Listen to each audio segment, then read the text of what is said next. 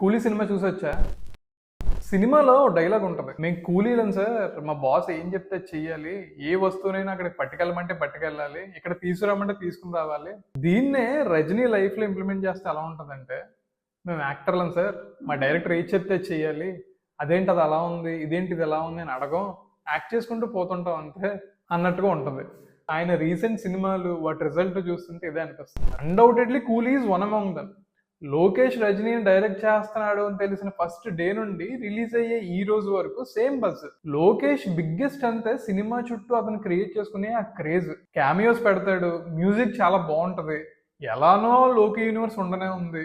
So తన కొత్త cinema story line ముందు సినిమాల స్టోరీ లైన్ తో ఎలా ఇంటర్లింక్ చేస్తాడో అనే టాపిక్ మీద లోకేష్ ఇన్వాల్వ్మెంట్ అసలు లేకుండానే ఖాళీగా ఉన్నప్పుడల్లా ఫ్యాన్స్ ఆ సినీ మేధావులు ట్విట్టర్ లో ఏదో పెడుతూనే ఉంటారు. సో ఆ విధంగా సినిమాకి బజ్ క్రియేట్ అయిపోద్ది. ఇదంతా లక్ ఫ్యాక్టర్ ఏం కాదు, లోకేష్ తనంతట తను బిల్డ్ చేసుకున్న ఒక సైకిల్, ఒక ప్రొటోటైప్.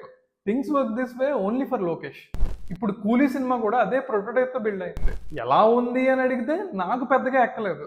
కంప్లీట్ బ్యాడ్ ఫిల్మా అంటే అది కూడా కాదు. It has its moments. కొన్ని సీన్స్ లో ఆల్మోస్ట్ విజిల్ కొట్టడానికి 2000 నోటి దగ్గరికి వెళ్తాయి, కానీ ఆ హై వెంటనే డ్రాప్ అవడంతో విజిల్ బదులు ఆవలింత వస్తుంది. రజనీ సార్ 360 డిగ్రీస్ పెర్ఫార్మెన్స్ ఇచ్చేసారు. ఎమోషనల్ సీన్స్ లో ఎక్స్ప్రెషన్స్, కామెడీ సీన్స్ లో టైమింగ్, ఫైట్స్ లో స్వాగ్, ఆయన నుండి ఆయన ఫ్యాన్స్ ఎక్స్పెక్ట్ చేసే సిగ్నేచర్ మూమెంట్స్ అన్నిట్లోని ఎఫర్ట్లెస్ గా యాక్ట్ చేశారు.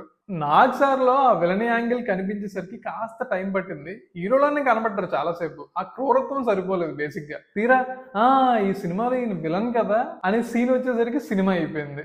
ఆయన బాగా చేయలేదు అని చెప్పట్లేదు, ఆయనతో విలని సరిగ్గా చేయించుకోలేకపోయారు అని అంటున్నాను. దాదాపు 40 ఏళ్లుగా కింగ్ లా మన్మధుల్లా తెలుగు ప్రేక్షకుల మనసుల్లో నాటుకుపోయిన ఆయన్ని సడన్ గా విలని చేసేద్దాం అనుకోవడం పెద్ద టాస్కే. మరి ఉప్పి సార్ క్యామియో బాగుంది, కానీ ఎందుకుందో అర్థం కాలేదు. అలానే ఆమిర్ సార్ది కూడా. ఆయన లుక్కే కామెడీగా ఉంది అసలు సినిమాలో. శోభిన్ ఇంప్రెస్ చేశాడు, మోనికా సాంగ్స్ లో డాన్స్ ఎరక్కొట్టేశాడు.